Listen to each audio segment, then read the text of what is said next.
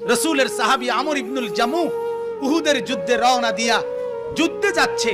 যাওয়ার টাইমে আল্লাহরে বলছে, আল্লাহুম্মা লা তারুদ্দুনি ইলা আহলি, আল্লাহ তোমার কাছে ফরিয়াদ, আমারে আর কোনোদিন যেন ঘরে ফিরে আসতে না হয়, ঘরে আর ফিরাই আইনো না, তোমার রাস্তায় জান দিয়ে দিতে চাচ্ছি। যুদ্ধের ময়দানে উনি শাহাদাত বরণ করছেন।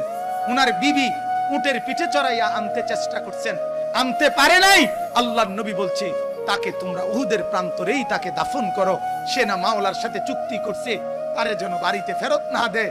আল্লাহ তার দুয়ার ইজ্জত এমন রক্ষা করছে যে তার লাশকেও যাইতে দিচ্ছে না। জান নিয়া আল্লাহর বান্দা মুসলমানের রক্ত ছড়িয়ে মালিকের ঘরে যারা উৎসব করলো, যারা খুশি হলো, চলো দুনিয়া পার হয়ে যাক, আখিরাতে রব্বুল আলামিন ইনশাআল্লাহ মালিকের দরবারে ফয়সালা হবেই হবে, হবেই হবে, হবেই হবে।